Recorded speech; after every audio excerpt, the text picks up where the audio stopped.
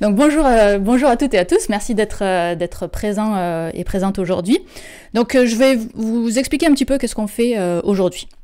Donc aujourd'hui en fait c'est la première édition de ce qu'on appelle des sortes de séminaires de recherche qu'on va présenter, qu'on va faire une fois par trimestre, et l'idée derrière ces séminaires-là, elle est née autour d'un verre d'eau.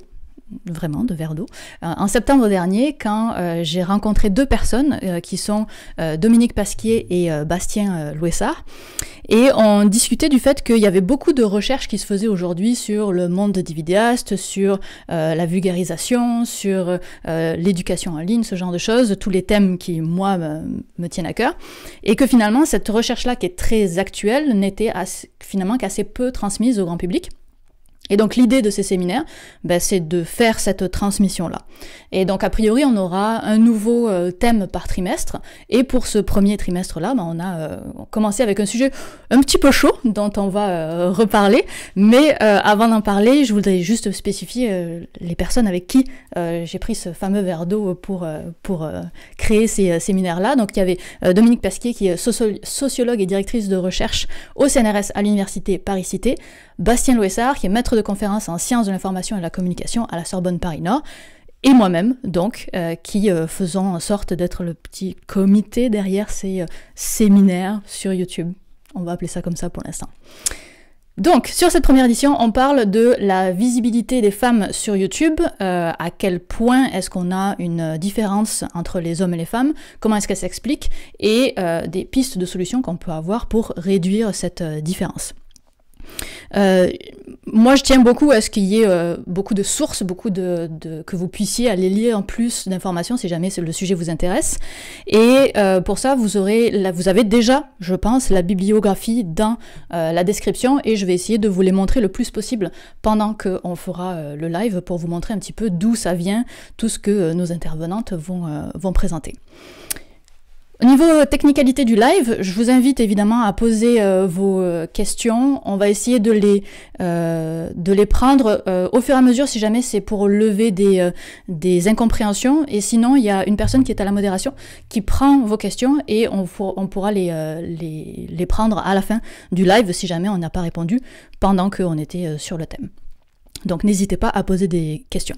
En parlant de la modération, donc c'est Marianne Lalande qui s'en occupe, et qui va modérer de façon à ce que ce live reste bienveillant et agréable. Donc vous avez tout à fait le droit de partager votre opinion, même si elle diffère de celle qui est présentée, du moment que c'est fait en toute bienveillance. Okay, c'est ma seule exigence. Il y aura a priori un replay pour ce live, parce que je sais que la question va revenir 1000 fois, donc vous pouvez répondre à ceux qui vont demander s'il y aura un replay. Oui, il y aura un replay à ce live, à moins qu'on ait un gros problème de technique, mais a priori il y aura un replay. Ça c'était pour les parties techniques du live. Maintenant, avant de commencer sur ce thème-là, il y a 3 choses que je voudrais vraiment spécifier qui sont hyper importantes à comprendre.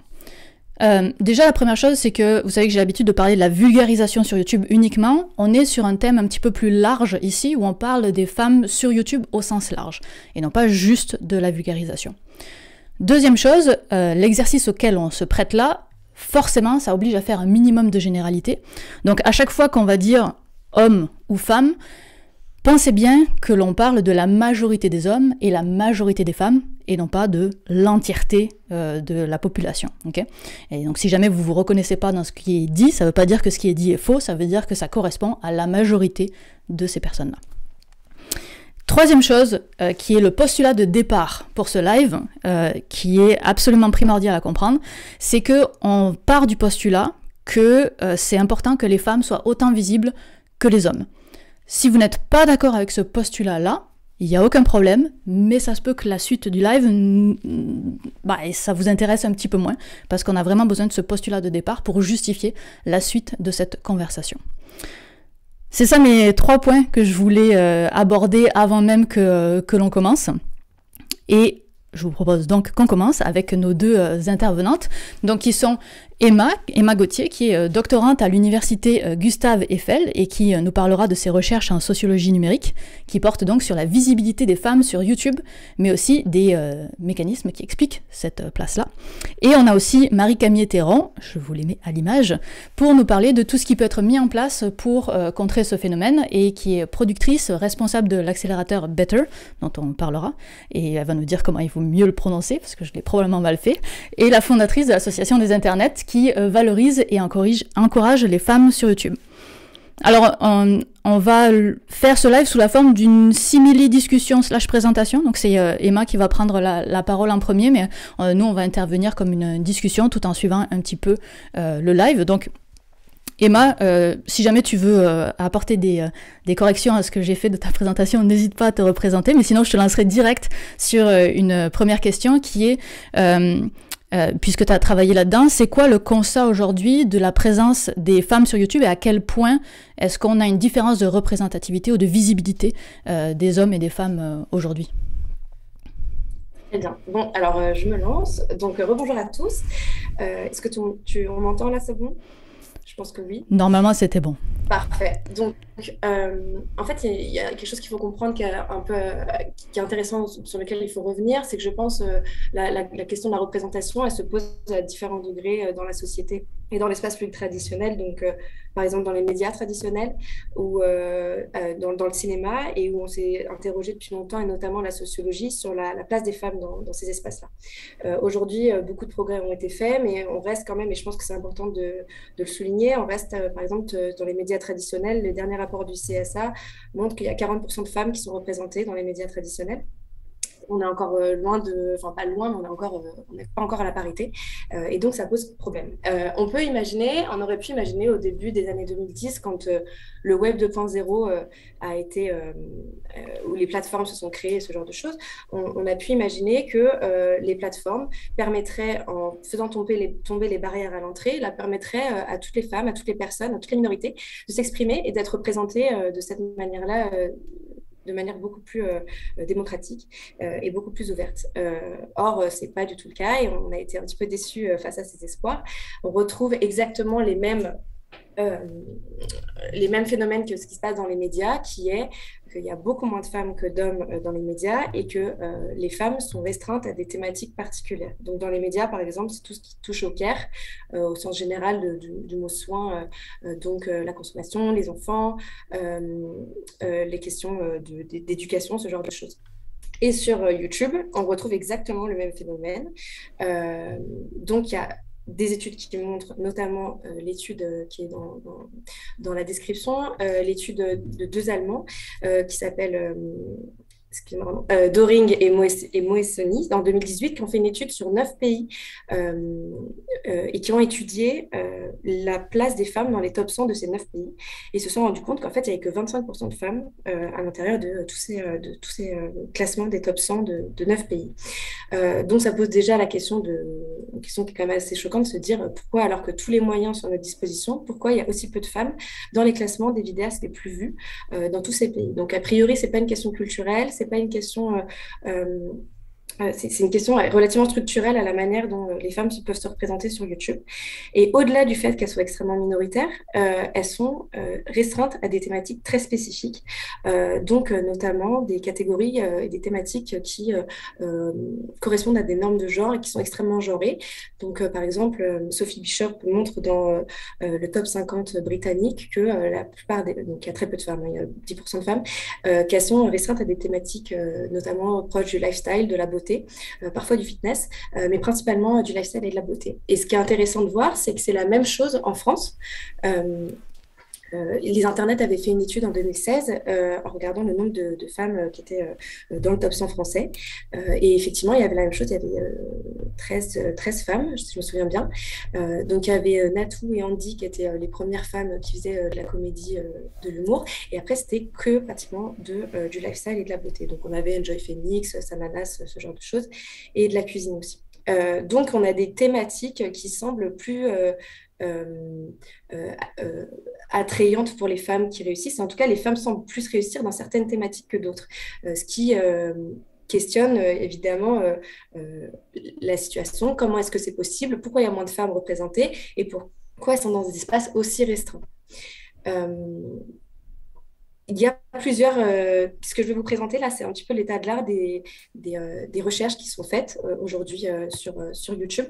Il faut savoir qu'il y a relativement il y a peu d'études françaises déjà sur YouTube, et YouTube, c'est un espace qui est très compliqué à étudier, notamment en sociologie numérique, parce que c'est un objet qui est très mouvant, qui est soumis à beaucoup d'évolutions, notamment technologiques, et donc qui est par définition infini, puisque des centaines de milliers, voire de millions d'heures de vidéos sont postées tous les jours, qu'il n'y a pas de début, il n'y a pas de fin à YouTube, il y a des évolutions en permanence, l'algorithme est modifié tous les jours, il y a des modifications en permanence, etc. Donc c'est très compliqué de se représenter YouTube, de faire des évolutions, notamment des comparaisons temporelles.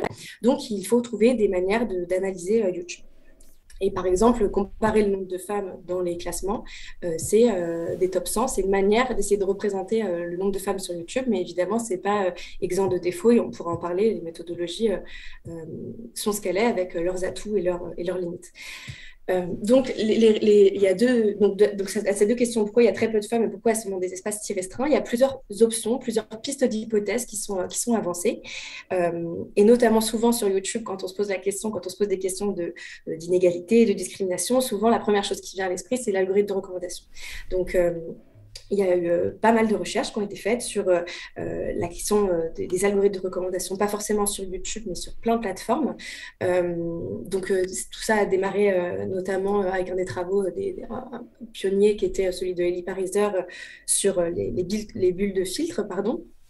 Qui disait qu'avec la personnalisation des recommandations, finalement, les gens étaient enfermés dans des espaces très restreints qui correspondaient à leurs intérêts, et qui pouvaient finalement finir par les enfermer dans des espaces sans leur donner la possibilité de découvrir d'autres contenus qui, a priori, ne correspondaient pas à leur goût identifié par l'algorithme, mais qui ne pouvaient plus les intéresser de manière autre. Donc, tous les travaux sur les algorithmes partent de là. Donc, il y a eu des travaux qui ont été faits, notamment sur Spotify, sur Facebook, sur l'impact des algorithmes de recommandation et de la personnalisation des recommandations, qui montraient qu'effectivement, il pouvait y avoir, notamment dans la politique, les posts politiques sur Facebook qui pouvaient montrer qu'il y avait une forme d'enfermement, en fait, dans des filtres. Sur YouTube, il y a assez peu de travaux parce que l'algorithme de recommandation sur YouTube est assez compliqué à analyser. Il y a un travail qui a été fait notamment par Sophie Bishop, dont je t'ai parlé tout à l'heure, qui s'intéressait à des éléments qui favorisent la recommandation selon les publications de YouTube, donc notamment les tags, notamment la durée des sessions et la capacité à être sous-titrée. Donc, elle a analysé beaucoup de vidéos, notamment de vlogueurs et de blogueuses, pour essayer d'identifier quels sont les vecteurs, qu'est-ce qui fait dans une vidéo qu'on est recommandé.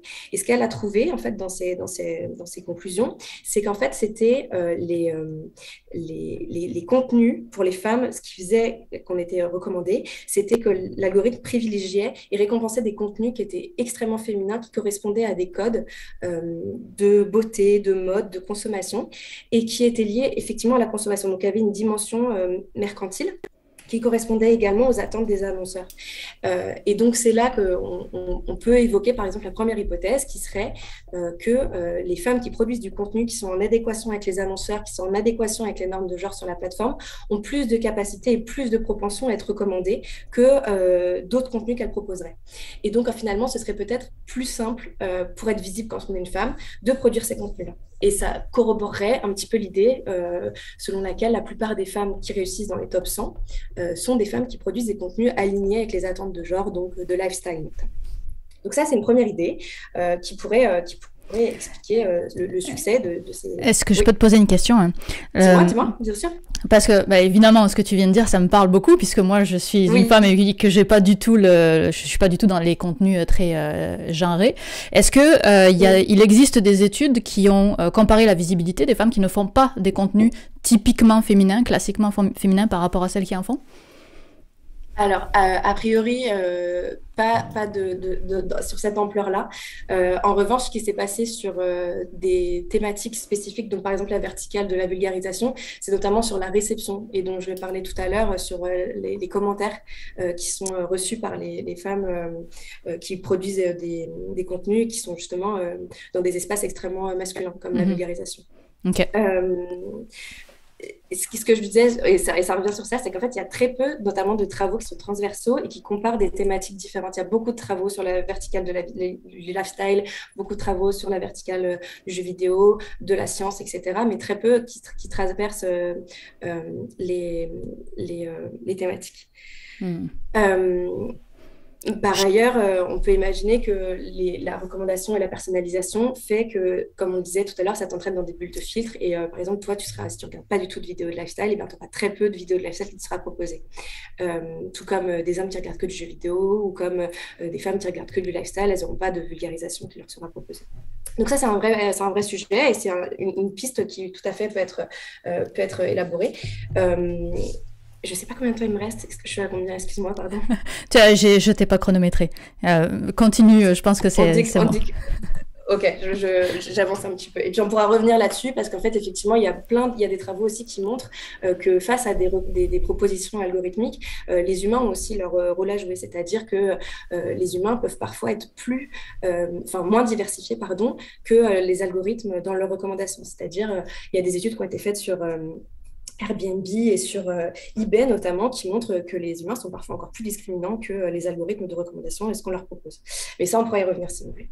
Je pense que ce qu'il faut garder en tête, en tout cas, dans l'idée, c'est que les algorithmes et les règles de modération et toutes les infrastructures technologiques qui sont mises sur YouTube, elles ne viennent pas de nulle part. Elles sont ancrées dans une culture et elles sont créées par des humains. Et donc, elles portent en elles tous les biais et toutes les représentations que les humains ont intégrées dans leur socialisation et dans leur vécu. Et par exemple, ce qui est intéressant de voir, c'est que le dernier rapport sur la diversité chez Google en 2019 montrait que 73% des postes de pouvoir ils étaient occupés par des hommes et que parmi les métiers tech, 77% étaient occupés par des hommes. Donc on a aussi l'idée que la technologie, elle est porteuse de toutes ces visions d'hommes occidentaux, notamment, principalement blancs, parce qu'il y a aussi des statistiques sur la race des individus au sein de Google. Donc, il y a des reproductions qui existent et qui perdurent à travers les algorithmes et à travers les innovations qui sont faites sur YouTube. Un autre point qui est très important dans la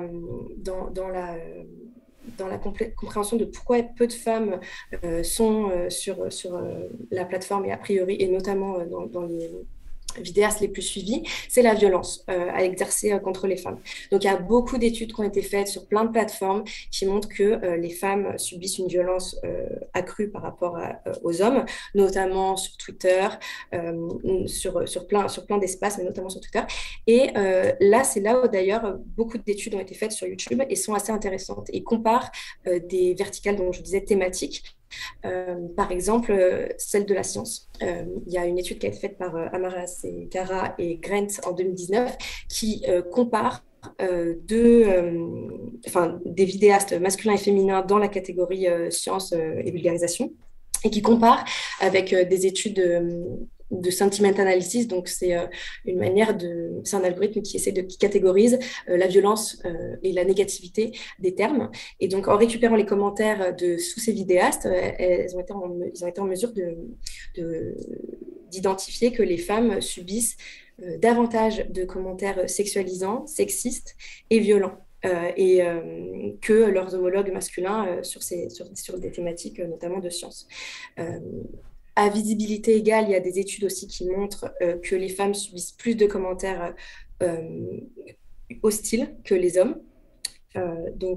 Et qu'il faut garder en tête aussi que la violence peut être sous-estimée parce qu'il y a déjà eu un travail de modération sur YouTube. Il y a un travail automatique de suppression de commentaires vraiment très insultants avec des insultes. Donc, il reste finalement les pires commentaires, les plus insultants sont déjà supprimés.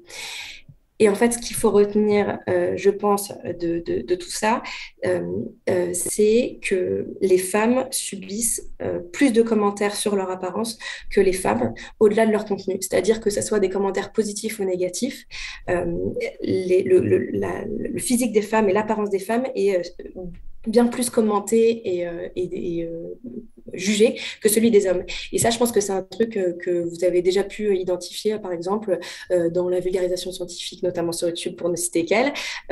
Par exemple, on voit souvent qu'au-delà du contenu, genre, le contenu est très bien et puis tu es très jolie ou ce genre de choses. Ce qui n'est pas en soi un commentaire négatif, mais qui peut effectivement poser problème de vouloir avoir l'impression d'être en permanence scruté et jugé pour son physique, et qui pourrait donner l'impression que on serait finalement objectifié par les internautes. Enfin, il y a d'autres études qui ont été faites et qui sont plus qualitatives, donc qui sont moins issues de données et qui sont moins issues de statistiques relevant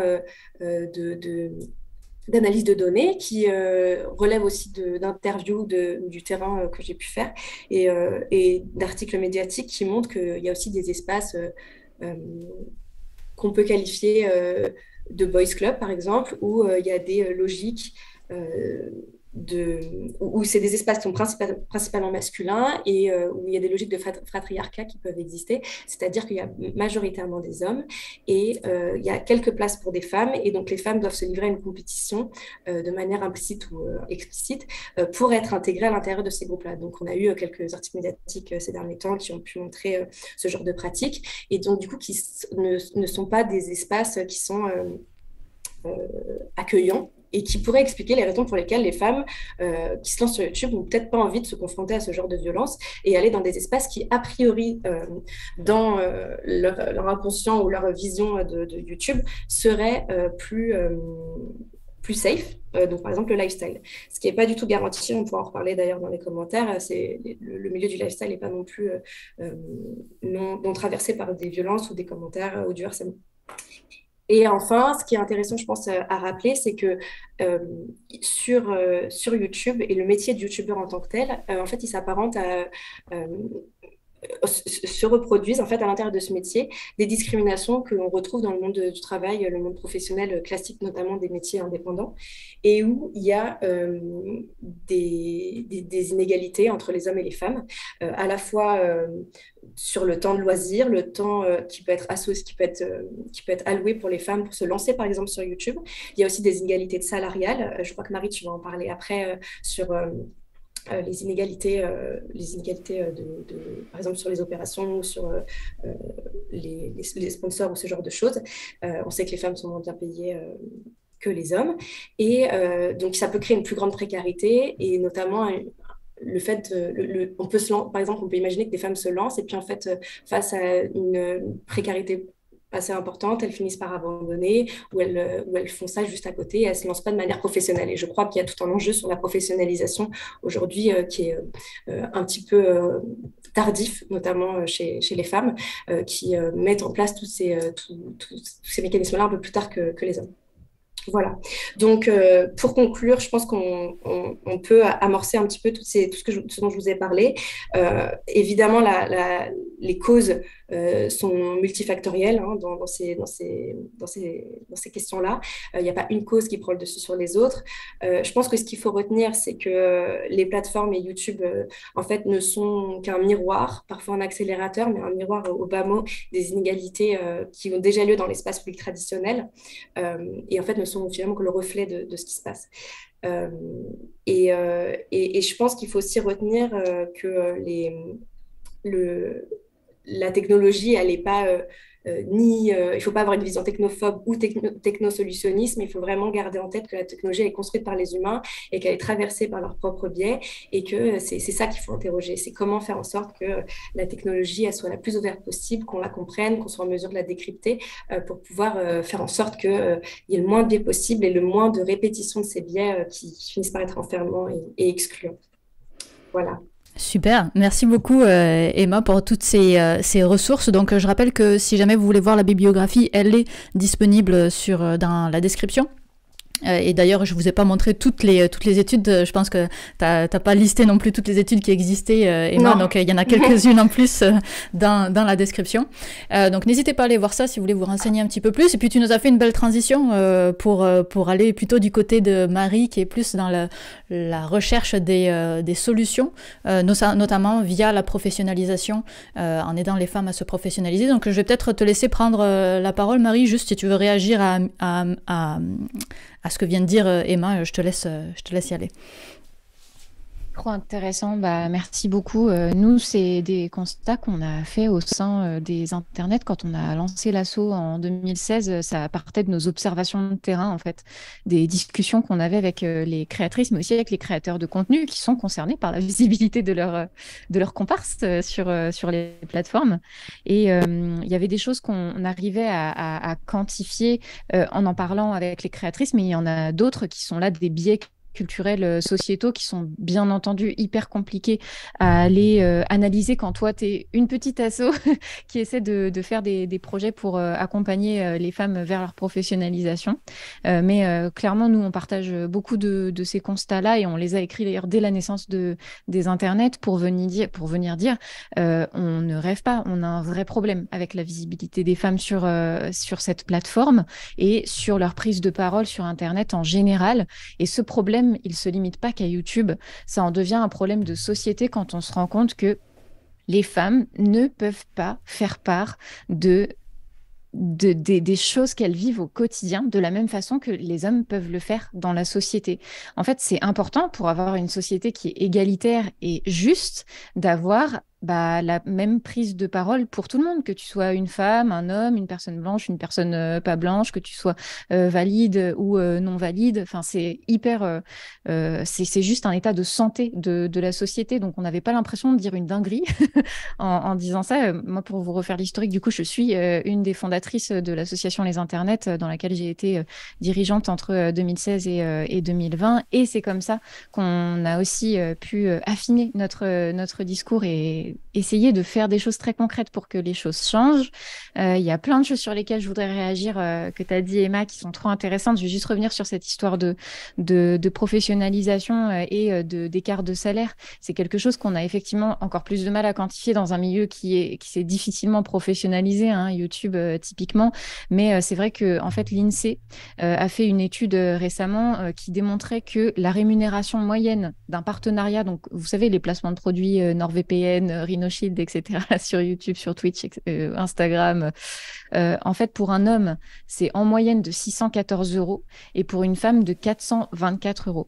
Et c'est hyper intéressant parce que pourtant, on pourrait sous-entendre, bienvenue le chat, je pense que ça va arriver à plusieurs reprises, c'est mon chat qui intervient pendant les lives également. Mais c'est une tendance qu'on retrouve et qui met au jour une vraie précarité, du coup, économique des femmes. Et là où on s'attendrait à ce que ce milieu qui est jeune soit justement plus moderne et plus progressiste vis-à-vis de la valeur des femmes sur le marché, on se retrouve avec les mêmes biais. Donc vous voyez que c'est quelque chose qui tire beaucoup de ficelles. Tu parlais aussi de la crainte du harcèlement. Nous, c'est un sujet qui, lorsqu'on a créé les internets, qu'on a voulu éviter en fait. Pas pour nier le fait qu'il y avait du harcèlement que les femmes pouvaient subir dans leur création de contenu, mais simplement aussi parce que on a eu une vraie crainte et on a eu des confirmations d'ailleurs par rapport à ça sur le fait que ça empêche des femmes de se lancer. Et que du coup, ça donne encore plus de place à des discours qui sont masculins, qui peuvent rester des discours très ouverts, mais qui ne sont que du coup une partie de la réalité de ce que vivent les gens au quotidien.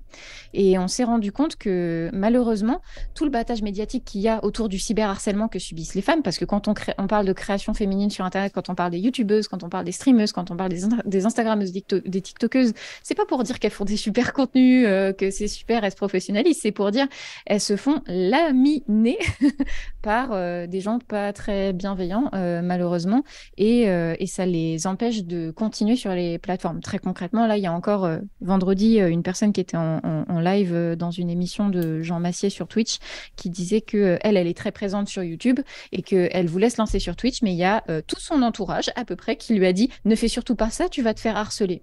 Mais le résultat du coup de ça, c'est qu'on laisse aussi la place à d'autres personnes qui n'ont pas nos vécus, qui n'ont pas nos discours et qui n'ont pas nos projets, qui n'ont pas notre créativité, qui ne nous représentent pas aussi. Et ça, c'est un vrai problème dans l'état démocratique de notre société.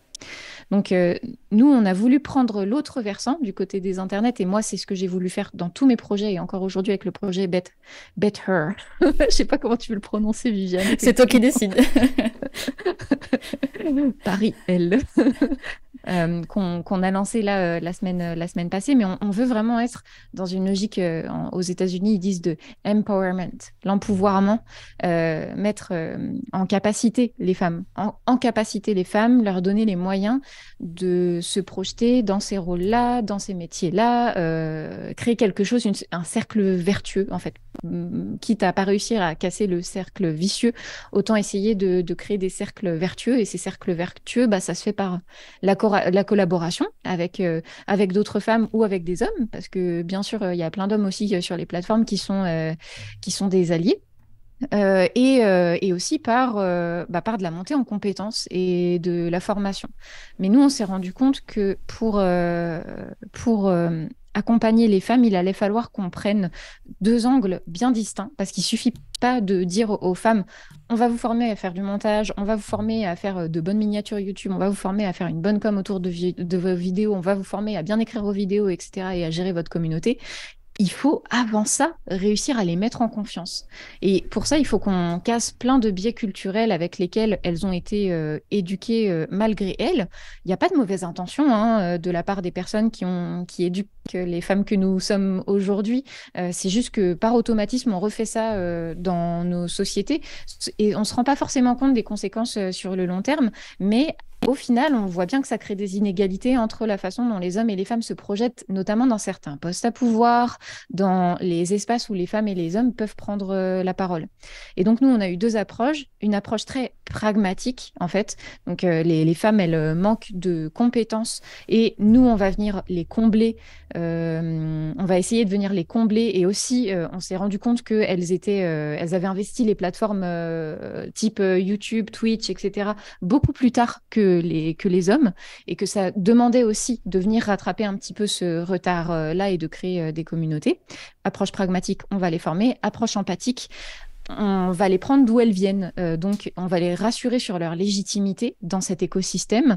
On va lever les biais culturels limitants qu'elles ont. Donc, on appelle ça des biais culturels limitants. Donc, tout ce qui est syndrome de l'imposteur, vous en avez sans doute déjà entendu parler. On va peut-être en parler aussi après. Les préjugés, ce qu'on appelle aussi les préjugés d'incompétence technique. Je suis une femme, donc pour moi, c'est plus compliqué de monter. C'est des choses que certaines personnes peuvent se dire parce que elles ont été moins confrontées à de la technique que d'autres hommes, mais aussi parce que elles ont une mauvaise valorisation professionnelle, elles ont un autre rapport à l'argent, parce qu'on n'éduque pas non plus les hommes et les femmes dans le même rapport à l'argent. Tout ça, ça vient tirer des ficelles qui sont hyper importantes, et donc avant de les former en compétences très techniquement, on est obligé de travailler aussi sur cet aspect très empathique et très humain de ça va aller en fait, ça va aller, t'es légitime, t'as autant le droit d'être là que n'importe qui, ça va bien se passer. Donc, le travail qu'on va faire avec elles, c'est essayer de les positionner je vais dire en termes de droite, en vrais chefs d'entreprise, c'est-à-dire des personnes qui vont prendre leur place là où elles sont légitimes pour qu'elles puissent aussi passer ce cap de la professionnalisation et qu'elles se projettent dans cette posture-là. On essaie d'en faire des chefs d'entreprise éthiques, bien entendu. Est-ce que je peux t'interrompre juste un instant, Marie? Donc là, tu parles spécifiquement du programme Better, c'est ça? Ouais, et même dans ce qu'on faisait, nous, au sein des internets. Au sein des internets, aussi, tu vois. ok. Mais ouais. D'accord. Ouais. Je peux Mais pas mettre la clairement, Better, page. on est parti sur la même. Ok, je peux pas mettre la page parce que le lien est down, malheureusement. Donc on pourra Ah bon? on pourra pas montrer, mais en tout cas moi je j'arrive pas à y accéder. Allons bon. Donc si tu arrives à accéder, je veux bien que tu me l'envoies d'une certaine façon, mais en tout cas j'y arrive pas. Mais donc c'était pour Très bien. c'est un programme qui vient d'être lancé là, qui a été lancé. En fait c'est ça que je voudrais ajouter, c'est que Absolument. ce dont tu es en train de parler, c'est quelque chose qui est tout neuf, qui vient d'être lancé, donc il n'y a pas encore des retours dessus. Et donc voilà, je voulais juste t'interrompre pour ce petit problème technique que j'ai et pour spécifier si tu parlais spécifiquement de Better ou pas. Donc je te laisse continuer. Ouais, bien sûr. Bah écoute, je vais transitionner sur Better, comme ça donnera aussi un aperçu très concret de comment ça peut se passer. En gros, nous, on a créé un programme d'accélération qui s'appelle Better, qui est en partenariat avec Orange.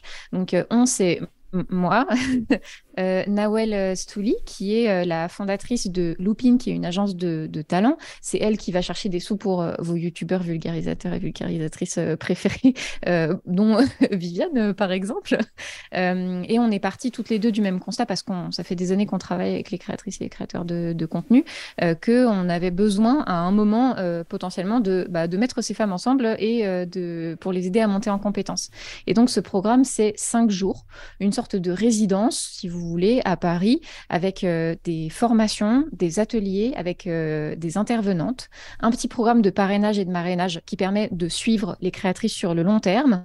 Et donc, du 3 au 7 avril, on va les former très concrètement à des aspects assez techniques, mais aussi à des moyens de prendre confiance en elles et en leur image. On va leur donner des tips de montage, de matériel, d'organisation, de marketing de leur contenu. On va les aider à bien comprendre les plateformes et leurs codes. On va réfléchir avec elles à leur rapport à l'argent, à apprendre à négocier des contrats, à bien se valoriser. En plus de ça, nous, on va leur offrir un premier partenariat avec Orange dans lequel elles devront créer une vidéo pour les réseaux sociaux d'Orange, ce qui leur donnera droit à 2 000 €. Donc, ça leur met le pied à l'étrier ensuite, après la fin du programme. Et donc, ça, c'est un programme qui est réservé à 10 créatrices de contenu vidéo sur Internet. Donc, des youtubeuses, streameuses, Twitch par exemple, des instagrammeuses et des tiktokeuses qui ont au minimum une plateforme vidéo forte et une deuxième plateforme en développement, donc par exemple qui est sur YouTube et Instagram ou qui est sur Twitch et TikTok. 7 000 €, alors vous avez 7 000 abonnés, pardon, vous avez des paliers pour candidater.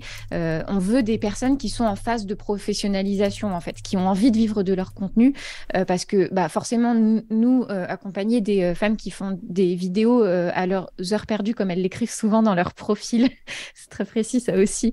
Bien sûr, ça nous intéresserait, mais pour nous, le but, c'est de réussir à créer de nouvelles professionnelles dans ces métiers-là. Et donc, on demande 7 000 abonnés minimum sur YouTube, 100 viewers en moyenne sur Twitch, pas cumulés, hein, c'est soit l'un, soit l'autre à chaque fois, 10 000 abonnés sur Instagram et 10 000 abonnés sur TikTok. Les candidatures sont jusqu'au 28 février, là, donc ça laisse un mois, et on demande à remplir un petit formulaire et à envoyer une vidéo pitch de motivation pour nous expliquer où est-ce que la personne en est. Tout est expliqué sur le site que Viviane est en train de parcourir et qui a été mis dans le chat sur YouTube. Et c'est voilà, c'est très concrètement nous comme ça qu'on a tenté d'avoir ces deux approches, l'approche pragmatique et empathique pour faire en sorte que les femmes se sentent à leur place sur la plateforme. Qu'est-ce que je peux vous dire d'autre? Un des enjeux aussi qu'on a constaté, nous, à la fois aux internets, mais aussi dans ce programme, c'est qu'on avait besoin d'aider les femmes à savoir bien s'entourer. Parce que ce qui compte énormément aussi dans ce milieu-là et dans la professionnalisation, c'est d'avoir des personnes qui savent bien nous conseiller et d'avoir un petit peu encore un terme de droite, challenge, un peu de défi pour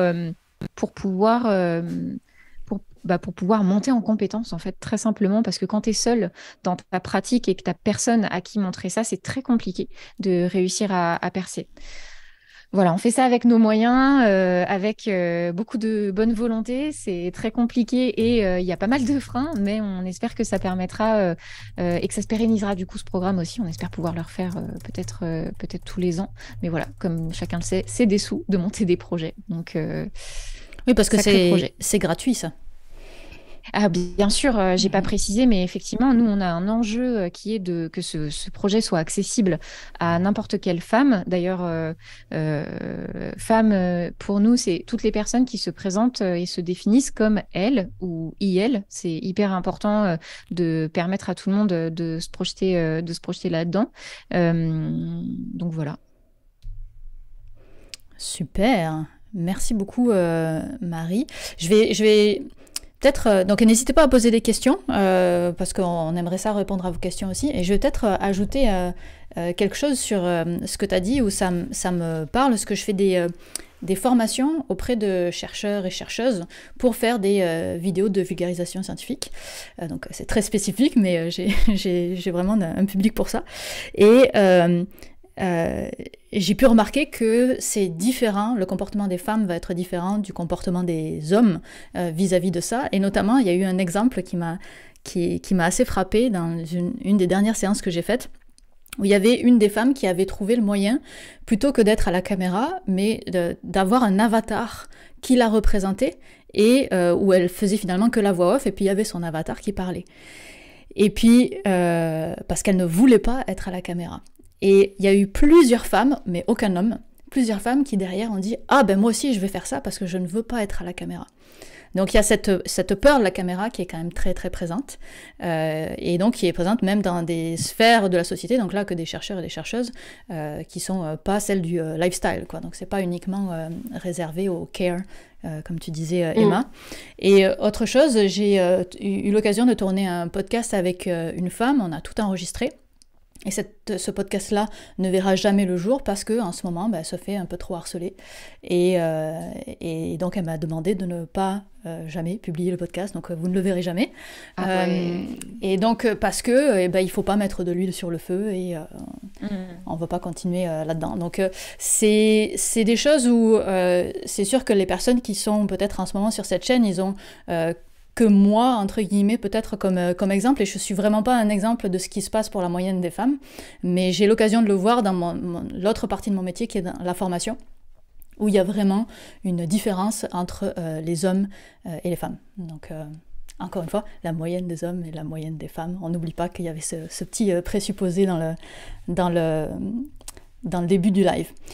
Donc, est-ce que vous avez des questions? Et j'en profite pour dire à Marianne, la modératrice, qu'elle peut commencer à me transférer les questions pour que je puisse les poser également, parce que je n'ai pas pu tout écouter et lire le chat en même temps. Je n'ai pas la double compétence de Marie qui est capable de faire les deux en même temps. Moi, je n'ai pas ça. Mais je vais peut-être commencer par des questions à moi, tout simplement. Donc, peut-être pour Emma. Est-ce que parce que tu nous as beaucoup parlé du fait que les femmes qui traitent des sujets féminins avaient des barrières technologiques, est-ce que ça veut dire que les femmes qui ne traitent pas de sujets féminins ont moins ces barrières technologiques-là? Est-ce qu'on peut... Parce que je reviens un petit peu à ma question des départs. En fait, j'ai un truc que je n'ai pas abordé parce que j'avais pas, il fallait sélectionner des thématiques à aborder. Il y a aussi tout un enjeu de modération dont on n'a pas vraiment parlé aujourd'hui. Et quand tu parles du fait de traiter de thématiques féminines, moi, je peux entendre à la fois faire des contenus qui sont alignés sur les normes de genre, donc par exemple du lifestyle, mais aussi tout un pan de personnes qui voient leur travail démonétisé ou modéré parce qu'elles abordent des thématiques qui sont considérées par les annonceurs comme sensibles et par YouTube comme sensibles, quand elles traitent par exemple de sexualité, quand elle traite du corps des femmes, quand elle traite de féminisme aussi. Je me souviens que Aude Goubert avait eu sa chaîne, ses vidéos sur Simone de pouvoir démonétiser quand elle parlait de l'IVG, ce genre de choses. Et donc, du coup, il y a ces barrières-là qui s'ajoutent en plus. Donc, il y a tout un enjeu aussi de précarité qui peut se porter sur les femmes qui traitent de sujets qui les concernent. Et tout à l'heure, tu en parlais, Marie, sur le fait de laisser la place et de raconter son vécu et qui manquait cette place-là pour les femmes sur Internet et sur YouTube. Et effectivement, si... parler de sujets qui traitent de son vécu amène à de la démonétisation, pardon, ça peut créer de la précarisation et de la précarité. Et donc, des choix vont être opérés. Est-ce qu'on continue par militantisme et par volonté propre de parler de ces sujets-là, mais au risque d'être démonétisé et de ne pas faire d'argent sur ces thématiques-là? Ou bien est-ce qu'on joue le jeu de YouTube et on se dit, bon, en fait, il faut que je paye mon loyer, donc je vais finir par parler de thématiques qui sont un petit peu plus mainstream, qui sont plus acceptées par les annonceurs. Vis-à-vis de ta question, est-ce que les femmes qui parlent de sujets enfin, l'autre angle qu'on peut prendre, en gros, est-ce que les femmes, par exemple, dans la vulgarisation scientifique, est-ce qu'elles sont mieux recommandées et est-ce qu'on a des barrières technologiques? C'est pas clair non plus. A priori, on peut imaginer que l'algorithme de recommandation et les dernières études qui ont été faites par YouTube, enfin, les derniers articles qui ont été faits de scientifiques par YouTube qui montraient la manière dont fonctionnait l'algorithme de recommandation, ils montraient que ça fonctionnait sur non plus sur le nombre de vues, mais sur le fait d'être resté non plus sur le fait d'être resté longtemps sur la vidéo, mais sur des nouveaux indicateurs. Par exemple, est-ce que la vidéo, vous la recommanderiez? Je ne sais pas si vous avez vu, il y a ça maintenant sur YouTube. Est-ce que vous acceptez, est-ce que vous trouvez que ce contenu était pertinent pour vous, ce genre de choses? Donc, ils essayent de rajouter un peu de feedback sur l'algorithme qui a longtemps été quand même très fermé. Mais donc, en fait, comme l'algorithme bouge tout le temps et tout le temps en évolution, c'est très compliqué d'identifier ou pas ce qui fait, enfin, ce qui augmente la capacité ou pas d'être recommandé. J'ai peut-être une question très technique. Est-ce que vous avez des relations avec YouTube directement pour avoir accès aux données qui sont extrêmement précieuses, les données de YouTube? Nous, c'est moi. Ouais. Alors, justement, c'est bien qu'on en parle. C'est très compliqué d'avoir accès aux données sur YouTube. Donc, l'API, qui est en fait, je ne sais pas si tout le monde est un petit peu au courant de ce qu'est une API. En gros, l'API, c'est une porte qui est créée par des développeurs et qui permet à quelqu'un d'extérieur de dire bonjour, je voudrais avoir ces données-là, ces données-là. Les développeurs vous permettent de les récupérer ou pas. Et en fait, cette API est de plus en plus restreinte. Donc, avant, on pouvait avoir accès à beaucoup de métriques, on appelle ça, de données qui concernent les vidéos. Par exemple, même en point de vue comme un utilisateur, je ne sais pas si vous vous souvenez, mais avant, quand on dépliait la vidéo au niveau de la description, on voyait l'évolution du nombre de vues de la vidéo. Ça fait très longtemps que ça a été supprimé. En fait, il y a de moins en moins de transparence et de visibilité sur les données. Donc, la solution, c'est soit de récupérer des données via sa clé API, donc, qui est assez restreinte et qui empêche d'avoir des grosses sommes de données. L'autre option, c'est d'avoir des partenariats de recherche avec notamment des MCN. Donc, des MCN, je ne sais pas si tout le monde est au courant de ce que c'est, mais je le rappelle, c'est des entreprises qui sont des intermédiaires entre YouTube et des vidéastes et qui servent un petit peu de producteurs, en fait, donc, et de régie publicitaire à la fois, et qui permettent de produire et de financer des vidéastes et qui, eux, en fait, ont basé une partie de leur business model sur l'extraction de données de YouTube et de l'analyse de données. Et donc, moi, j'ai notamment, par exemple, dans le cadre de mes recherches, un partenariat avec un MCN pour pouvoir récupérer des données, notamment des données anciennes, parce qu'ils les collectent depuis des années, depuis le début de YouTube, qui permet du coup d'avoir un peu une évolution temporelle des données. Et voilà. Mais c'est très compliqué d'obtenir des données. Au-delà de définir un corpus qui soit représentatif, par exemple, ou dire où est-ce qu'on s'arrête, combien de personnes on prend, quel type de thématique on couvre, ce genre de choses. Ne serait-ce que d'obtenir les données, c'est un très, très gros défi sur YouTube. Voilà. Merci. J'ajouterai une autre question pour... peut-être plus pour Marie, qui est de dire que là, les pistes de solutions que vous recherchez, c'est des pistes de solutions qui sont très internes, entre guillemets, qui sont destinées aux femmes, pour les femmes, par des femmes. Est-ce qu'il y a aussi des pistes de solutions qui sont plus au travers de toute la population? Est-ce qu'il y a des pistes ailleurs que juste les femmes elles-mêmes, on va les pousser plutôt que... Est-ce qu'il y a autre chose que ça? Ouais, en fait, de toute façon, tu es obligé d'être sur les deux plans si tu veux vraiment que les choses avancent, parce qu'il faut aussi que la société progresse sur ces idées-là. Mais là, on s'attaque à un énorme morceau. Nous, je sais qu'à l'époque, aux internets, on faisait une forme de lobbying auprès de YouTube, avec qui on était aussi en relation, auprès du CNC aussi, qui était un des premiers financeurs des vidéastes en termes publics, puisque ce sont le CNC, le Centre national du du cinéma et de l'image animée a une subvention pour les vidéastes.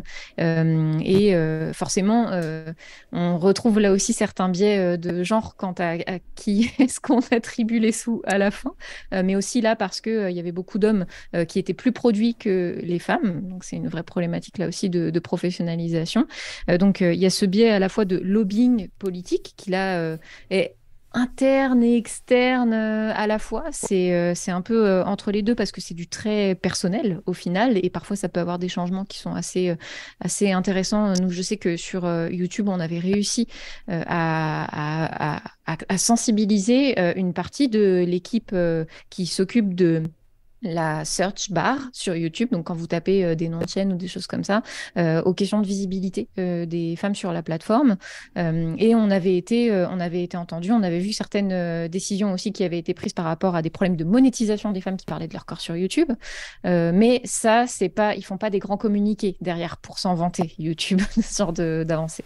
Donc ça, c'est un peu impalpable.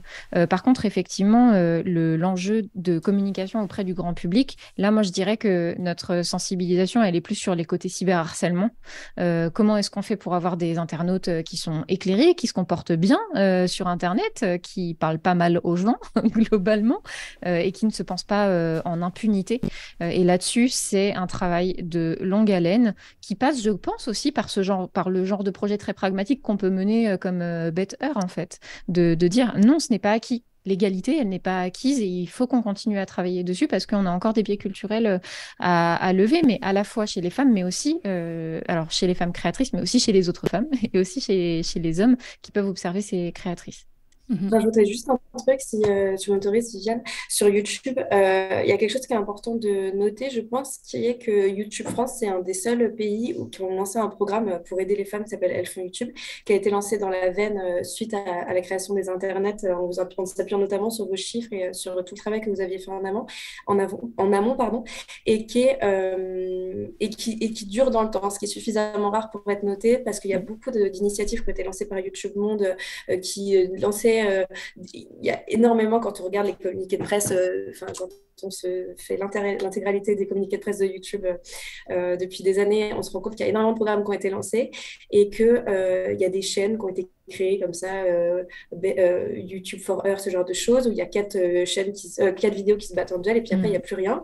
Et donc il y a des communiqués de presse qui sont faits sur le sujet mais qui ne sont pas suivis. Et donc en France, ça fait quand même, c'est quand même une particularité de se dire que ça fait quand même 6-7 ans que c'est créé. Alors il y a plus ou moins d'activités selon les années, plus ou moins d'avancées, plus ou moins de programmes qui sont lancés, etc. Mais en tout cas, c'est intéressant de le noter. Et ce que tu disais sur les émotions que vous avez pu pousser pour faire en sorte que YouTube avance sur certaines thématiques ou certains... sur certaines actions à faire sur la plateforme, c'est très compliqué de faire bouger YouTube France, même s'il y a une grosse mobilisation en France par rapport à d'autres pays, parce que en fait, tout est décidé par YouTube Monde, en fait, YouTube américain, et toutes les règles de modération, toutes les règles vis-à-vis des annonceurs, toutes les règles vis-à-vis des algorithmes sont créées et décidées et maintenues aux États-Unis. Donc, il y a à la fois une bonne volonté, mais finalement une assez grosse déresponsabilisation et impuissance de YouTube France vis-à-vis des États-Unis et de la maison mère, quoi.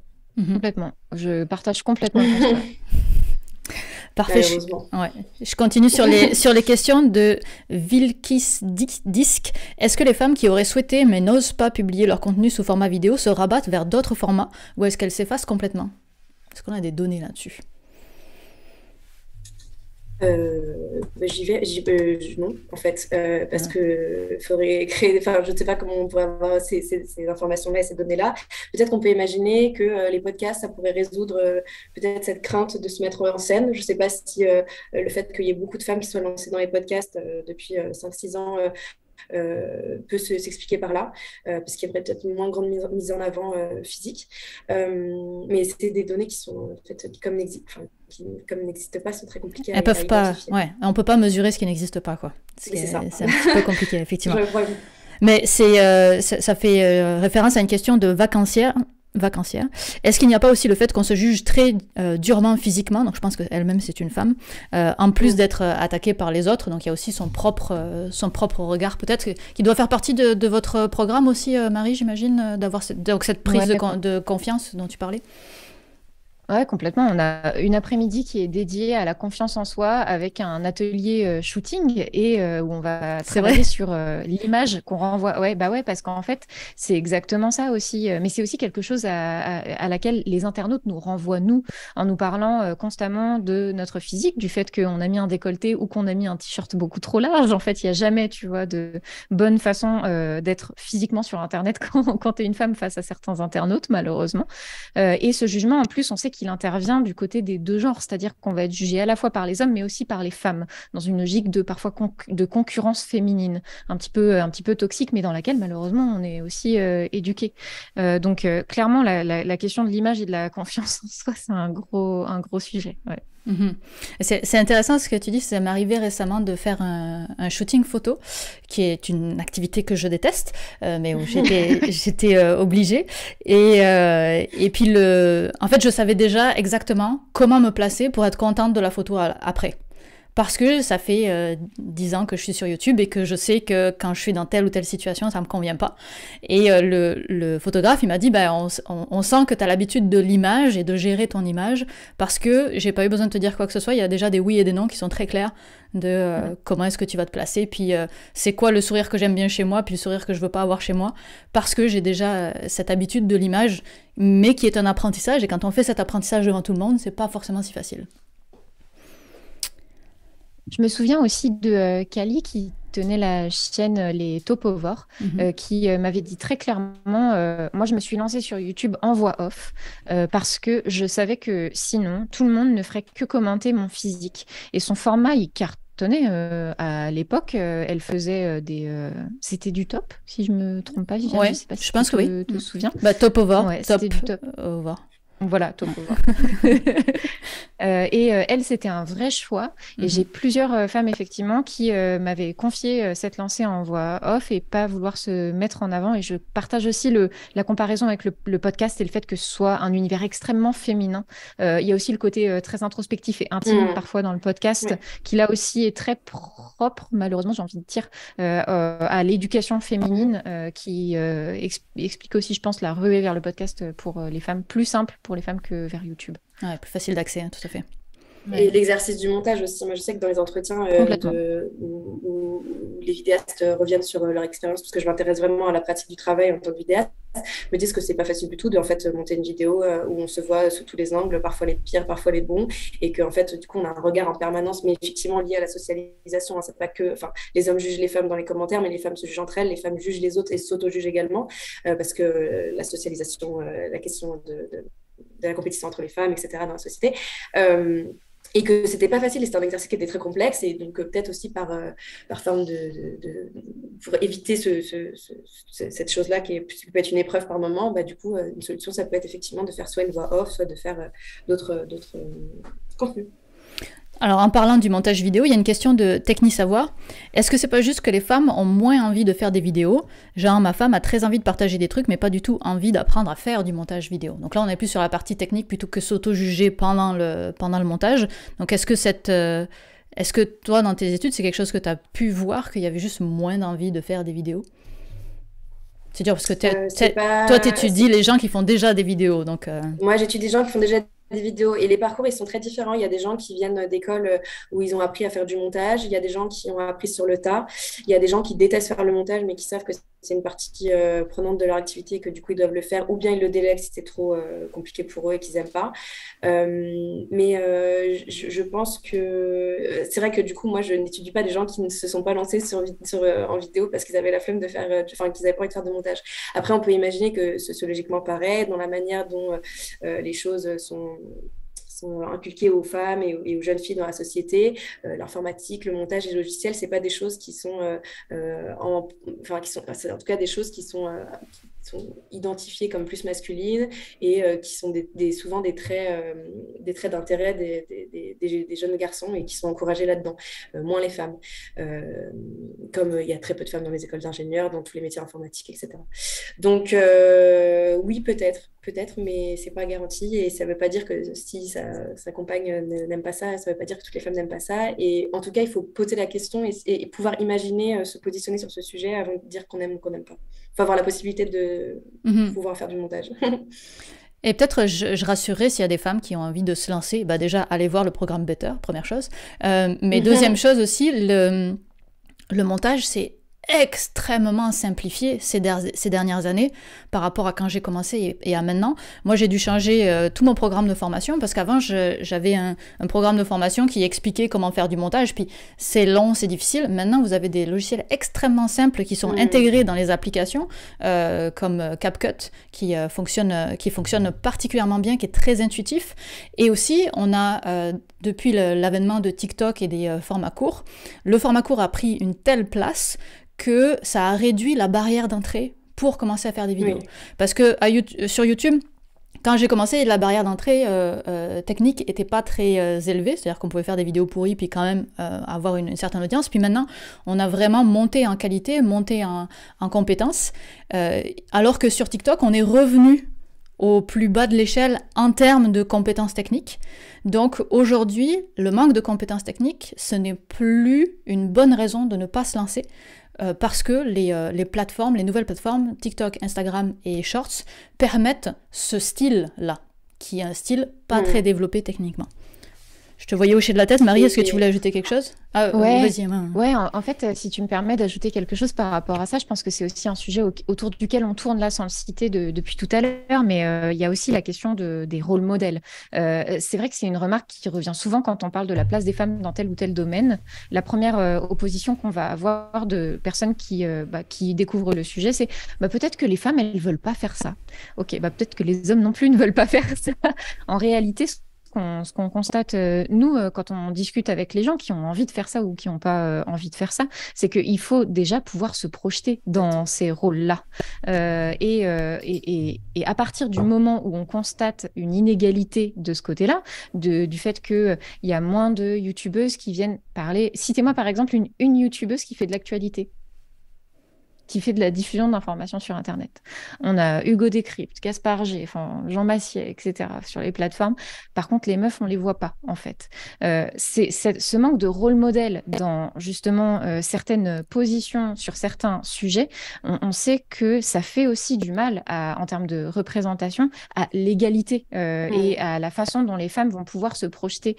Et là encore, c'est un enjeu démocratique, je pense, pour nous, d'avoir des gens qui peuvent se projeter dans absolument toutes les situations de vie, surtout les meilleures, parce que ça doit rester du kiff aussi de faire ça. C'est tout un grand sujet, la représentativité. Je pense qu'il faudrait le dédier, parce que j'ai pas des sources là sous la main, mais je sais qu'il y a beaucoup de personnes qui sont persuadées que la représentativité n'est pas nécessaire. Et pourtant. Mais là, j'ai pas des sources là sous la main. J'avais pas prévu cette source-là, mais je vous garantis que c'est sourcé cette information-là, qu'on a besoin de représentativité pour faire naître des envies. On a la même problématique sur les femmes en sciences. Pourquoi est-ce qu'on veut plus de femmes en sciences? C'est parce que comme ça, on aura plus de femmes en sciences. C'est un cercle vicieux. Tant qu'on n'a pas de représentation des femmes qui font des sciences, on n'a pas plus de femmes en sciences. Oui, et puis, tu sais, moi aussi, je pense au poste de pouvoir. Hein. C'est bien gentil de dire que peut-être les femmes, elles veulent pas le pouvoir. D'accord, on va garder toutes les thunes pour vous, pas de souci. Vous croyez vraiment que les femmes, elles ont pas envie de bien vivre aussi, tu vois? Je pense que quand on est dans cette logique-là aussi, sur ce genre d'idée que peut-être que telle personne ou telle personne ne veut pas faire ça et que c'est pas que pour les femmes d'ailleurs. Hein. C'est souvent quand on parle d'inégalité, de minorité, etc., on vient de répondre, mais peut-être que machin ne veut pas. Et souvent d'ailleurs, en prenant un exemple très précis de ma sœur, elle aime pas ça. Mon copain il fait pas ci, nanana, c'est très courant et moi je comprends aussi pourquoi on fait ça, mais je pense qu'il faut pas tomber dans cette généralité là parce que en fait tout le monde, toute la société a intérêt à ce que chacun se retrouve dans tous ces rôles là. Et aussi là par rapport à des questions de précarité, même de précarité économique et de diversité des gens qui peuvent nous représenter politiquement même aussi, hein, même problématique. Tout à fait. Est-ce que tu voulais ajouter quelque chose, Emma? Puis avant ça, si jamais vous avez encore des questions, sinon j'en ai encore peut-être une ou deux et on arrêtera le live là si jamais vous n'avez pas plus de questions. Mais Emma, je te laisse la parole. Je voulais juste revenir sur un tout petit truc, ce que tu as dit sur les youtubeurs et la capacité à monter et le fait qu'il y a des plateformes qui soient plus récentes et qui du coup intègrent, en fait c'est aussi parce qu'elles intègrent des logiciels de montage qui sont déjà intégrés dans les applications et qui peuvent paraître beaucoup plus simples d'utilisation. En tout cas beaucoup plus intuitives et qui font moins peur. Et aussi, je pense que ce qui se passe, et d'ailleurs on le sait, TikTok et Instagram sont des plateformes qui sont beaucoup plus féminines que d'autres plateformes. Je crois qu'il y a quelqu'un dans le chat qui posait la question de savoir si l'audience elle était paritaire sur YouTube. C'était ma prochaine question. Ah, ok, bon, bah, du coup, j'enchaîne. Bon, évidemment, il y a des chiffres sont extrêmement flous. Des fois, YouTube fait des rapports en disant il y a 49% de femmes. Des fois, enfin, c'est jamais le même chiffre d'une année à l'autre. Mais globalement, ce qu'on peut dire, c'est que YouTube, c'est une des plateformes où où l'audience est le plus paritaire. Donc, il n'y a pas de raison, a priori, qu'il y ait moins de femmes vidéastes que d'hommes.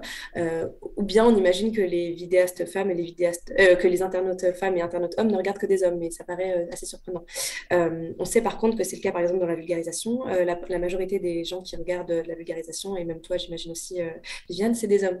Donc, la question peut se poser encore une fois en disant peut-être que les femmes, elles n'en ont rien à faire de la vulgarisation, machin, mais il y a d'autres aspects qui peuvent, sociologiquement, qui peuvent l'expliquer peut-être que les femmes ont moins de temps libre que les hommes.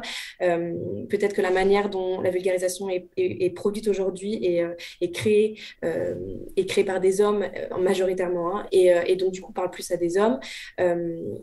Et voilà, et les miniatures, la manière dont les miniatures sont faites, la manière dont les titres sont faits, la manière dont les exemples sont intégrés, à ne parler par exemple que des hommes dans l'histoire au lieu de parler des femmes, et ce genre de choses, de thématiques qui traversent les questions féminines dans l'histoire, par exemple, ça peut être des choses qui amèneraient peut-être plus de public féminin. Et ce que je voulais dire, une dernière chose, c'est sur le fait qu'effectivement YouTube c'est créé comme une plateforme qui est vraiment qui est très mature. Et avec ça, on a vu l'explosion de la manière dont YouTube s'est professionnalisé. Donc, on parlait tout à l'heure de la professionnalisation des femmes qui est un petit peu, qui est plus en retard que celle des hommes, notamment par exemple sur le fait de prendre un agent, de mieux gérer son argent, etc. Mais sur la production même de vidéos, c'est intéressant de noter que la plupart des vidéastes et les vidéos les plus vues aujourd'hui sont produites comme à la télévision. Et donc, en fait, on retrouve les mêmes systèmes, les mêmes inégalités, les mêmes représentations qu'à la télévision, par exemple, dans les vidéos les plus vues. Je ne sais pas si vous avez vu la vidéo de McFly et Carlito sur le roast, là, et ils ont invité Jenny du Monde à l'envers, et elle a dit en entrant, oui, Léna et Natou n'étaient pas disponibles. Donc, en fait, il y a 3 filles qui sont dispo sur YouTube, on les fait tourner de vidéo en vidéo, et puis en fait, on dit il y a toujours une fille, et c'est un peu le syndrome de la schtroumpfette, de dire, ah non, mais regardez, il y a quand même une femme. Donc, ça, c'est très intéressant, quand on regarde des vidéos, de se dire, attendez, il y a combien de femmes, quel est leur temps de parole, par ailleurs aussi, parce que je crois qu'il y avait quelqu'un sur YouTube, sur le chat, qui posait la question, est-ce que les femmes sont interrompues? Ça peut être aussi intéressant de regarder combien de temps de parole a cette femme dans la vidéo de 40 minutes face à 8 mecs. Voilà. Donc ça peut être aussi des petits tips pour se dire qu'est-ce que je regarde? Est-ce que ce que je regarde est relativement égalitaire? Et est-ce que ça me pose problème ou pas de visualiser ce genre de contenu? Voilà, j'ai fini. Il n'y a aucun problème. Je me suis éloignée. Pour donner un ordre d'idée, alors je n'ai pas les derniers chiffres en tête, mais moi, ma chaîne, c'est 85% d'hommes, 15% de femmes à peu près, sauf la période où j'ai fait plein de shorts. La période où j'ai fait plein de shorts, il y a eu 15% de femmes en plus, donc ça c'est sur YouTube à peu près. D'où l'intérêt aussi pour moi de faire des formats courts, parce que visiblement j'arrive à toucher un public plus féminin que je n'arrive pas à rejoindre quand je fais mes vidéos. Donc là je parle de syllabus et non pas de C+, donc de ma chaîne principale. Et mon hypothèse pour ça aussi... Oui, vas-y. Et sur d'autres plateformes comme Facebook, par exemple, est-ce que tu as des audiences qui sont différentes? Alors, Facebook, je boude, je n'y vais pas. Ou Insta, mais sur Insta, oui. Je sais qu'il y a des gens qui ont des chaînes sur Facebook aussi. Sur Insta, j'ai plus de femmes que d'hommes. Et puis, c'est là qu'on voit aussi l'influence de l'algorithme. Donc, j'ai plus de femmes que d'hommes. Je ne saurais plus dire combien. Mais je sais que j'ai 20% du Maghreb sur Instagram, qui n'est pas là sur YouTube. Pourquoi ? Je ne sais pas. Mais c'est assez intéressant de voir ça. Il y a aussi une question sur la manière dont Google qualifie et identifie le genre des vidéastes. Parce que si on n'est pas connecté à son compte Google, ou est-ce qu'on n'a pas identifié son genre sur son compte Google, est-ce que YouTube nous considère par défaut comme un homme? Est-ce qu'il considère que c'est le genre neutre? Enfin, que c'est neutre, donc c'est un homme, ou est-ce qu'il ne nous considère pas? Donc tout ça, YouTube n'a jamais répondu à ces questions-là. Mais j'aurais l'impression que ça reste... pas significatif, ce genre de considération de ne pas être connecté à son compte. J'ai l'impression que ça reste minoritaire. En tout cas, si j'ai 85-15%, c'est qu'il y a un déséquilibre. On serait à 5... Tu n'es pas la seule. Ouais, voilà. On serait à 56, tout ça, là, je dis pas. Mais à cette échelle-là, c'est différent. Et je pense aussi qu'il y a quelque chose qui était... mon hypothèse de pourquoi est-ce que j'ai eu plus de femmes quand j'ai fait mon test de shorts, c'est aussi que pour les shorts... il n'y a pas besoin de cliquer. C'est-à-dire que j'ai pas eu besoin de séduire les personnes pour qu'elles viennent. C'est-à-dire que la vulgarisation que j'ai faite, elle leur a été imposée. C'est pas elles qui l'ont choisie. Et je pense que quand tu ouvres ta page de YouTube et que tu as le choix entre tous les thèmes dont tu as l'habitude et une vidéo de Viviane un peu bizarre sur pourquoi est-ce que les chauves-souris elles tiennent longtemps suspendues, y a des chances que ma vidéo sur les chauves-souris elle soit pas cliquée parce que c'est en dehors des thèmes qu'elles écoutent. Tandis que quand ça vient comme ça, là c'est beaucoup plus facile d'accepter, oh tiens, une petite curiosité, mais j'aurais pas investi 15 minutes dans un sujet très connexe à ce que j'ai l'habitude d'écouter. Donc c'est mon hypothèse de pourquoi est-ce que je rejoins plus de femmes, c'est parce qu'elles n'ont pas eu à faire un choix pour venir regarder. C'est mon hypothèse. Alors je regarde les questions, où est-ce que ça en est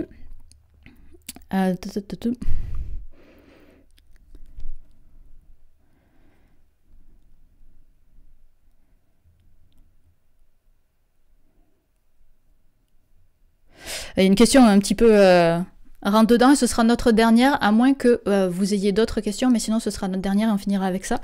Ce problème de décrédibilisation des femmes sur le net, est-ce que ce serait pas aussi dû à la présence de, je vais pas lire ce qui est écrit exactement, de personnalités un peu moins, disons des personnalités de télé-réalité qui sont moins recommandables, disons. Comme on a les Kardashians aux États-Unis, Nabila ici, qui sont finalement on a de la représentation féminine, mais la représentation féminine qu'on a n'est pas celle qu'on voudrait représenter nous-mêmes si jamais on venait sur les réseaux, quoi. Je peux y aller si tu veux, Marie. Il y a des études qui sont faites sur la manière dont les femmes sont... et la production des femmes et le contenu des femmes dans l'art, au sens général du terme de l'art, dans l'histoire, sont vus. Et en fait, à partir du moment où les femmes intègrent des espaces de l'art légitimes, leur travail est considéré comme inférieur ou est décrédibilisé. Je ne dis pas que Nabila et les Kardashians, c'est un modèle à suivre, mais en tout cas, une chose est sûre, c'est que la manière dont le travail des femmes est représenté et qualifié sur Internet, on est loin de peut être critiqué et peut être très peu amélioratif. Et en fait, il y a un truc qui est assez intéressant, c'est la manière dont s'est structuré le métier de vidéaste. D'ailleurs, maintenant, on parle de vidéaste. Et on ne dit plus youtubeur. Et je pense que, par exemple, une des raisons pour lesquelles le youtubeur, ça a été très galvaudé, c'est parce qu'on disait youtubeuse beauté. Et on disait, les femmes, c'est des youtubeuses beauté sur Internet, et qui est une manière de les décrédibiliser en considérant que leur travail n'est pas du tout à égalité, alors qu'il suffit de regarder n'importe quel blog de vidéaste qui fait du lifestyle ou de la beauté pour se rendre compte que c'est un vrai travail, qu'elles sont très occupées, que c'est sérieux, même si ça paraît superficiel et que ça n'a pas de sens pour certains. Mais en tout cas, c'est un vrai travail et ça doit être mesuré de cette manière-là. Et donc, il y a toujours, quelle que soit l'époque et quel que soit le contenu présenté, il y a toujours une décrédibilisation de la manière du contenu des femmes et en tout cas une suspicion de facilité ou de manipulation ou de toute façon, c'est pas à la hauteur. Et moi, j'ai envie d'ajouter que quand tu regardes sur YouTube les contenus légers, divertissants, du côté des mecs, je crois aussi qu'on a des choses, je crois que la personne disait bas du front. Il y a des choses médiocres aussi. Je crois que ces hommes-là ont tout cumulé beaucoup plus de visibilité que les femmes qui se retrouvent effectivement dénigrées quand elles sont dans ces positions à jouer sur leur image. Et c'est souvent d'ailleurs, je crois, quand elles travaillent sur leur image qu'elles se retrouvent dans cette position de dénigrement. Mais je trouve que en fait, pour moi, il faut toujours comparer les deux genres. C'est possible, bien sûr, il y a toujours des gens qui vont aller suivre ces modèles-là et vous pouvez les juger de la façon dont vous le souhaitez, mais je crois aussi que du côté des mecs, on s'en sort pas mal entre les chaînes de prank, les chaînes qui sont pas forcément très malines et tant mieux si vous aimez ça. Enfin, il n'y a pas de jugement. Et c'est peut-être ça le plus grand atout des hommes sur Internet, c'est la possibilité d'être médiocre sans être cyberharcelé ou critiqué de manière aussi positive que les femmes. Mais bon, bref, ce sera peut-être la conclusion. Ouais. Mais c'est vrai que c'est intéressant de prendre ces exemples de Nabila et les Kardashians. En vrai, ce sont des entrepreneuses qui ont très bien réussi. Puis chez les hommes, il y a les mêmes, mais ils se font pas attaquer sur leur image. Ils se font attaquer éventuellement sur le fond, mais ils se font pas attaquer sur l'image, en tout cas. Très bien. Eh ben, écoutez, je pense qu'on commence à avoir fait le tour. Le tour de la question, non, je pense pas. Mais en tout cas, peut-être pour aujourd'hui, ça nous suffira. Donc, merci à vous deux d'avoir été là, d'avoir participé à ce live. Merci à vous de nous avoir suivis. Ce sera dispo en replay, mais peut-être pas tout de suite parce que je vais essayer de faire ça bien, de faire un petit montage associé. Donc, peut-être pas là aujourd'hui, mais j'espère demain vous aurez accès au replay si jamais vous voulez le revoir, le partager ou c'est ça, le revoir ou le partager. Il n'y a pas 36 solutions de toute façon. Voilà, et merci beaucoup. Bonne soirée ou bonne journée à tous.